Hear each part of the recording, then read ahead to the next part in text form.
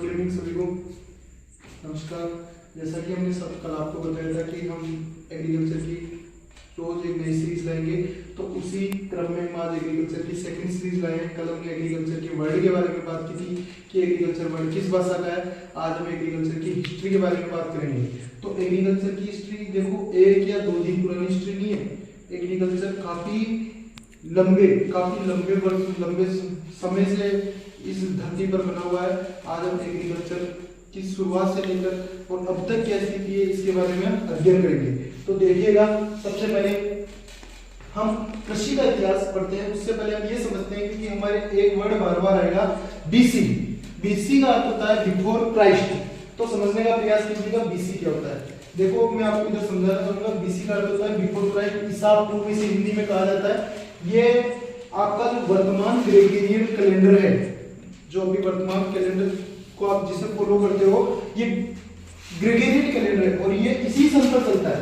अभी जो 2025 चल रहा है वो ईसा सन चल रहा है। कौन सा सन चल रहा है? ईसा सन। तो समझिएगा, जिस दिन ईसा मसीह, मान लीजिए कि यहाँ पर ईसा मसीह ये है और इनकी इस दिन ईसा मसीह का जो चिन्ह होता है इसी प्रकार से होता है ईसाई धर्म का। तो ईसा मसीह की जिस दिन मृत्यु हुई उस दिन को हमेशा के लिए यादगार बनाने के लिए उस दिन से क्या किया गया? ईसवी सन का आरंभ किया गया। ईसा के पहले जितना भी समय था उसको अपन बीसी के नाम से जानते हैं। ईसा की मृत्यु से पहले जो समय था उसको बीसी के नाम से जानते हैं और ईसा की मृत्यु के बाद का जो समय है उसको एडी के नाम से जानते हैं। ईसा की मृत्यु के बाद में जो समय आया वो एडी के नाम से जाना। तो जिस दिन ईसा की मृत्यु उस दिन फिर ऐसे 1 वर्ष हो गया, फिर 2 वर्ष हो गया, अभी ऐसे करके ईसा की मृत्यु के बाद में कितने साल हो चुके हैं? 2025। मतलब 2025 साल यीशु मसीह की मृत्यु को हो चुके हैं। तो ये भी ईसवी सन चल रहा है। पर क्या इससे पहले भी समय तो था? समय तो ईसा की मृत्यु से पहले भी था ना, तो उसको बीसी के नाम से जाना गया। जो ईसा की मृत्यु से पहले जो समय था उसको हम ग्रेगोरियन कैलेंडर के अनुसार या ईसवी सन के अनुसार बीसी कहते हैं। बीसी का मतलब होता है बिफोर क्राइस्ट, ईसा मसीह के पूर्व। तो ये वर्तमान जो सन है वो 2025 है। इसके पहले का समय बिफोर क्राइस्ट कहलाता है, उसको ईसा पूर्व का समय हम कहते हैं। समझिएगा, हम पहली लाइन पढ़ते हैं कृषि का इतिहास। देखो, कृषि का इतिहास 10,000 बीसी पुराना है, यानी ईसा की मृत्यु यहाँ हुई, परंतु ये जो कृषि का इतिहास है इसके भी 10,000 पहले का है, 10,000 वर्ष पुराना है। यानी वर्तमान में कौन सा सन चल रहा है? 2025। अभी कौन सा सन चल रहा है? 2025। और 2025 साल तो ये और 10,000 ईसा की मृत्यु से पहले, यानी कुल मिलाकर आज से पूछे कृषि का इतिहास कितना पुराना है तो कितना हो जाएगा? 12,025 साल पुराना। और ईसा की मृत्यु से कितना साल पुराना? 10,000 बीसी पुराना। इस लाइन को आप आराम से समझिएगा। दूसरी लाइन में हमने लिखा है कृषि का विकास निम्न 3 चरणों में। कृषि का विकास किसी एक चरण से नहीं, डायरेक्ट मानव पृथ्वी पर आया और उसने कृषि करना प्रारंभ नहीं किया। मानव पहले शुरुआत में जब उसके पास में बिल्कुल असभ्य था तो उसने शिकार कर अपना जीवन यापन किया। तो इसी तरीके को हम आगे समझते हैं कि किस प्रकार से कृषि का विकास हुआ। देखिएगा, कृषि का विकास 3 चरणों में हुआ। कौन कौन से 3 चरणों में हुआ? देखिएगा, पहला जो चरण था उसमें पशु सिर्फ आदि मानव द्वारा शिकार के रूप में, भोजन के रूप में प्राप्त किया जाता था। यानी पशु क्या करता था? स्वतंत्र। इस समय पशु जंगल में मुक्त घूमते रहते थे। पशु बिल्कुल जंगल में मुक्त घूमते रहते थे। तो उस चरण को कहा गया पशुचारण चरण। पशुचारण का मतलब होता है पशु मुक्त चरते रहते थे। चारण शब्द का अर्थ होता है चरना। तो जंगल में मुक्त घूमते रहते थे, मुक्त चरते रहते थे। इस चरण को पशुचारण कहा गया। पहला जो चरण था वो पशुचारण के नाम से जाना गया। दूसरा जो चरण आया, मानव थोड़ा थोड़ा बुद्धिमान होने लगा, मानव को थोड़ी थोड़ी समझ आने लगी, तो पशुओं को पालने लगा, क्योंकि उसको पता था कि पशुओं को पालने से उसे दूसरे उत्पाद जैसे कि दूध, ये भी उसको मिल रहे थे। दूध, बाल, खाल वगैरह भी ये भी उसको मिल रहे थे। तो पशुपालन उसने प्रारंभ किया। यह कृषि के विकास का दूसरा चरण था, जिसमें मानव ने क्या किया? पशुओं को पालना प्रारंभ किया। इस चरण में मानव ने पशुओं का पालन प्रारंभ कर दिया। और जब मानव पशुओं का पालन प्रारंभ कर चुका है तो उस पशुओं को खिलाने के लिए भोजन की आवश्यकता होगी। तो पशुओं को खिलाने के लिए भोजन की आवश्यकता होगी। अब ये तो नहीं कि पशुओं को भी शिकार लाकर पशु ही खिला देगा मारकर, ऐसा तो पॉसिबल नहीं है। तो मानव क्या करेगा, उनके लिए घासों की खेती प्रारंभ करना पड़ेगा, प्रारंभ करेगा, स्टार्ट करेगा। तो कृषि की करना तीसरा। तो अब बात करते हैं तीसरे चरण के बारे में। तीसरा जो चरण हमारा था कृषि को प्रारंभ करना, कृषि प्रारंभ करना। जब धीरे धीरे पशुओं को घासों की आवश्यकता पड़ी उनको खिलाने के लिए, तो कृषि को हमने प्रारंभ किया। और तीसरे चरण में मानव को पशुओं को भोजन के लिए घासों की खेती करने की आवश्यकता पड़ी। तो इस प्रकार से जो तीन चरण हमारे सामने हैं, पहला जो चरण था पशुचारण, दूसरा चरण था पशुपालन, और तीसरे चरण में हमने खेती करना प्रारंभ किया, कृषि करना प्रारंभ। इस प्रकार से हम आगे देखते हैं, ये हमारे तीन चरण है। उसके बाद में हम थोड़ा और इतिहास वाले बढ़ते और पढ़ते हैं। मानव द्वारा जो प्रथम पाला गया जानवर था, प्रथम जो पाला गया जानवर था कौन था, कुत्ता, और उसका पालन कब हुआ था, 10,000 BC। इस बात की जानकारी हमें मिलती है इजराइल के इतिहास से। किस बात की जानकारी, कि कुत्ता 10,000 BC पाला गया, इस बात की जानकारी हमें कहाँ से मिलती है, इजराइल के इतिहास से। नेक्स्ट अपन देखते हैं 8700 BC, यानी ईसा के 8700 साल पहले क्या शुरू हुआ, भेड़ का पालन प्रारंभ हुआ। यहाँ पे मैं एक बात और बताना चाहूंगा, मैं लास्ट में नोट लगा के आपको लिखवा दूंगा। 8000 BC क्या हुआ था, पशुओं को और भेड़ों को समूह में पालना प्रारंभ हुआ। इस बात को हम लास्ट में नोट लगा के पढ़ लेंगे। नेक्स्ट हम देखते हैं, ठीक इसके 1000 साल बाद में 7700 BC में क्या हुआ, बकरी पालन प्रारंभ हुआ। उसके बाद में 7500 BC के अंदर गेहूं एवं जौ की खेती प्रारंभ हुई। ये गेहूं एवं जौ की जो मिश्रित खेती के जो सर्वप्रथम प्रमाण थे, ये हमारे भारत से कालीबंगा सभ्यता से प्राप्त हुए थे। कालीबंगा सभ्यता जो सिंधु सभ्यता की तीसरी राजधानी मानी जाती है, वहीं से प्राप्त हुए थे। और कालीबंगा सभ्यता सरस्वती नदी के किनारे है, उससे प्राप्त हुए थे गेहूं और जौ की खेती के मिश्रित खेती के प्रमाण। उसके बाद में देखते हैं 6000 BC में हमने गोपालन यानी गाय का पालन प्रारंभ किया, और साथ में सुअर का पालन भी प्रारंभ किया। तो सुअर के बारे में बात करते हैं, तो सुअर पालन अमेरिका में सबसे ज्यादा किया जाता है। और अमेरिका में सुअरों का जो मुख्य भोजन है वो है मक्का। सुअरों का जो मुख्य भोजन है वो है मक्का। तो सुअरों के लिए मक्का का प्रयोग किया जाता है, वहाँ पर मक्का खिलाई जाती है, इसलिए मक्का को बैकबोन ऑफ द अमेरिका कहते हैं। मेज को बैकबोन ऑफ अमेरिका कहते हैं, यानी अमेरिका की रीढ़ की हड्डी कहा जाता है मक्का की फसल को। नेक्स्ट हम देखते हैं 4400 BC में हमने मक्का की खेती प्रारंभ की। मक्का की खेती जिसका बोटनिकल नेम होता है जियामेज, हमने इसकी खेती प्रारंभ की 4400 BC के अंदर। उसके बाद में हमने 3500 BC में आलू की खेती प्रारंभ की। देखो आलू जो हमारे यहाँ लाया गया था वो पुर्तगाली द्वारा लाया गया था। पुर्तगाली जो एक यूरोपीय देश है, वहां से ये आलू भारत में आया, और 3500 BC में इसकी खेती भारत या विश्व के कई क्षेत्रों में प्रारंभ हुई। उसके बाद में देखते हैं 3400 BC में पहिए का आविष्कार हो, और पहिए के आविष्कार के साथ ही कृषि में बहुत बड़ी क्रांति आ गई। जो पहले जो अधिकांश कृषि का कार्य था पशुओं आधारित था, पशुओं पर आधारित था, वो धीरे धीरे पहिए के आविष्कार से मशीनों और नए यातायात के साधनों पर आधारित रहने लगा। इसके बाद में हम नेक्स्ट स्लाइड में पढ़ेंगे, कृषि का इतिहास कंटिन्यू रखेंगे। तो अब हम बात करते हैं हमारी तीसरी स्लाइड में। तीसरी स्लाइड में हमारा कृषि का इतिहास रहने वाला है 3000 BC से लेकर 1580 तक। तो बात करते हैं 3000 BC के अंदर, हम पहले 4400 BC तक बात कर चुके थे। 4400 BC से के आगे अब देखते हैं 3000 BC के अंदर देखते हैं 3000 BC में कांसे की खोज हो चुकी थी, और उस समय तक ये एकमात्र पहली धातु थी जिसकी खोज हो चुकी थी। उसमें लोहा या चांदी या फिर अन्य कोई धातु सामने नहीं थी। और इससे पहले तक जो कृषि से संबंधित औजार वगैरह भी बनाए जाते थे, वो या तो लकड़ी से या काष्ठ से बनाए जाते थे या फिर पत्थर से बनाए जाते थे। तो कांसे की जैसे ही खोज हुई तो कृषि के क्षेत्र के जो ज्यादातर औजार थे, कृषि में काम में आने वाले जो ज्यादातर औजार थे, वो भी इससे बनाए जाने लगे, और कृषि के क्षेत्र में क्रांति आई कांसे की खोज से। नेक्स्ट हम देखते हैं कि 2900 BC के अंदर, 2900 BC में होता है हमने देसी हल का उपयोग पहली बार किया। देसी हल का मतलब है कि जो अभी वर्तमान में उपयोग नहीं किया जाता, पहले पशुओं के माध्यम से एक लकड़ी का हल होता था, उसका उपयोग किया जाता था। देसी हल का उपयोग 1900 BC में हमने सर्वप्रथम किया। और साथ ही सिंचित कृषि भी तब से आरंभ हुई। सिंचित कृषि से तात्पर्य है कि इससे पहले जो कृषि की जाती थी वो टोटली वर्षा आधारित कृषि थी, यानी पूरी तरह वर्षा पर आधारित रहती थी। उसमें किसी भी प्रकार का ऊपर से कृत्रिम सिंचाई नहीं की जाती थी। 2900 BC में हमने कृत्रिम रूप से फसलों में पानी देना प्रारंभ किया और सिंचित कृषि आरंभ हुई। उसके बाद में देखते हैं 2700 BC में रेशम कीट पालन प्रारंभ 2700 BC में हुआ। रेशम कीट पालन जो शुरू हुआ ये सर्वप्रथम चीन में हुआ। और रेशम कीट का जो अध्ययन किया जाता है, विज्ञान के एक ब्रांच है सेरीकल्चर। रेशम कीट का अध्ययन, रेशम कीट पालन का अध्ययन किया जाता है सेरीकल्चर के अंदर, सेरीकल्चर के अंदर। नेक्स्ट हम देखते हैं 2300 बीसी के अंदर। तो 2300 बीसी में हमने 3 फसलों की खेती प्रारंभ की, चना, कपास और सरसों। चना, कपास और सरसों की खेती कब प्रारंभ हुई? 2300 बीसी के अंदर।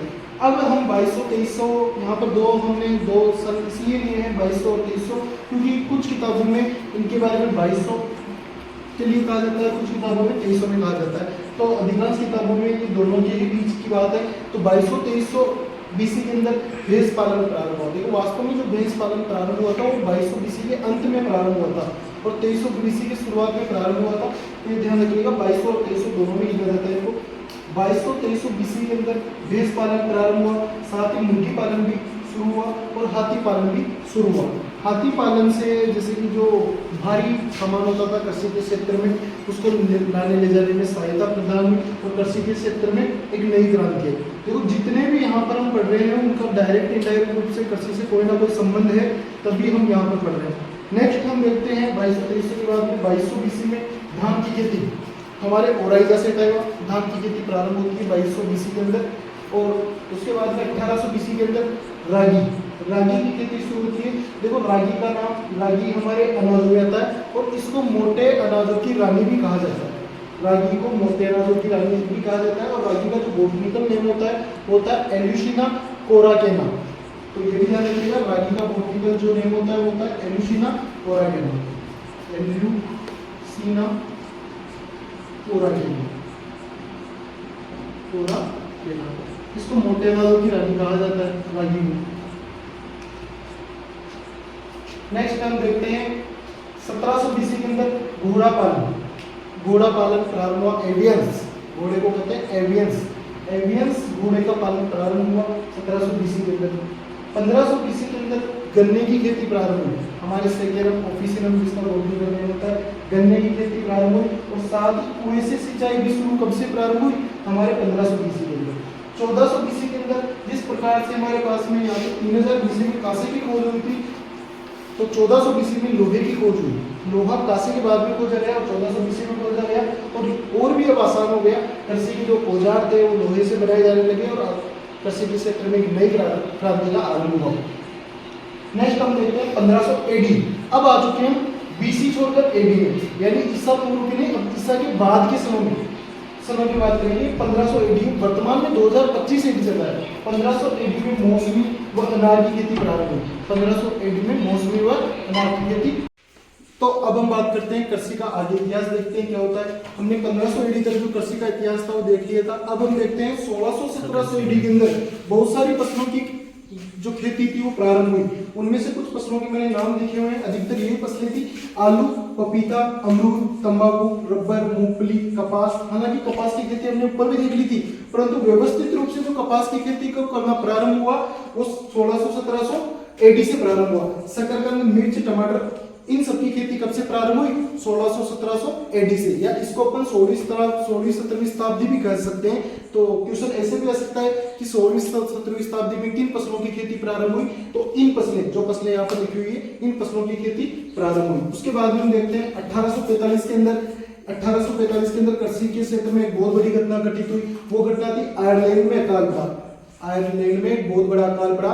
वो अकाल इसलिए पड़ा क्योंकि आयरलैंड का जो मुख्य भोजन था वो हुआ करता था आलू, और आलू के अंदर एक रोग लग गया। कौन सा रोग? पचेती झुलसा, इसको इंग्लिश में कहते हैं लेड ब्राइट। ये जो पचेती झुलसा है, लेड ब्राइट रोग लगता है, ये लगता है फाइटोप्थोरा इन्फेस्टांस। इसका जो रोग कारक था वो था फाइटोप्थोरा इन्फेस्टांस। फाइटोप्थोरा इन्फेस्टांस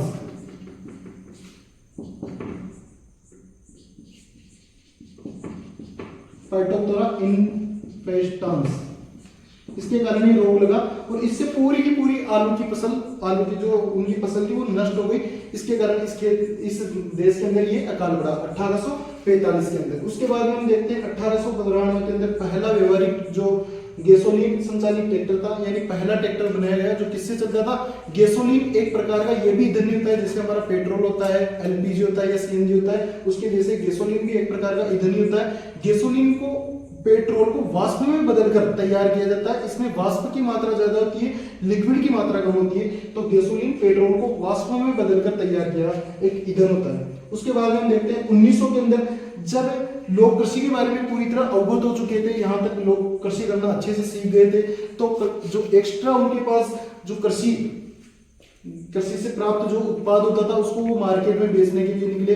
और जब मार्केट में उनका कोई खरीदार मिल गया तो उनसे कोई ना कोई दूसरे उत्पाद, जैसे कि सरसों से तेल बनाया जाने लगा, कपास से रुई बनाई जाने लगी और गन्ने से शक्कर बनाई जाने लगी। तो इस प्रकार से इन उत्पादों को बनाने के लिए बड़ी बड़ी फैक्ट्रियों का जो विकास हुआ, बड़ी बड़ी फैक्ट्रियों की स्थापना हुई, वो कहां पर हुई? 1900 में कृषि उद्योगों को ब्रिटेन में प्रारंभ। जो ब्रिटेन देश है वहां पर सबसे पहले कृषि उद्योग, बड़ी बड़ी फैक्ट्रियां, कृषि से संबंधित उद्योग, जैसे कि गन्ने से शक्कर बनाने की फैक्ट्री, कपास से रुई वगैरह बनाने की फैक्ट्री, सरसों से, इनसे बाकी जो तिलहनी फसलें होती हैं उनसे तेल वगैरह बनाने की फैक्ट्रियां प्रारंभ हुई। कहां पर? ब्रिटेन में। ये ध्यान रखना कौन सा देश था जहां पर सबसे पहले कृषि उद्योग प्रारंभ हुए? तो ब्रिटेन के अंदर। 1930 के अंदर, 1930 के अंदर देखते हैं कृषि की पहली हवाई फोटो ली गई, यानी पहली ऐसी फोटो जो ऊपर से हम या तो किसी ग्लोब वगैरह से या हवाई जहाज से या पैराशूट वगैरह से इनसे ली गई हवाई, यानी ऊपर से जो फोटो ली गई वो कब ली गई? 1930 के अंदर कृषि के लिए पहली हवाई फोटो ली गई। 1939 के अंदर हम देखते हैं यहाँ पर लोग डीडीटी के रसायनों के बारे में थोड़ी सी जानकारी रखते थे इस समय 1939 तक, और लोगों ने डीडीटी का प्रयोग प्रारंभ कर दिया था। ये जो डीडीटी है ये एक कीटनाशी है, ये कीटों को, फसलों में कीटों को नष्ट करने के लिए उपयोग किया जाता है। इसकी फुल फॉर्म होती है डाइफेनिल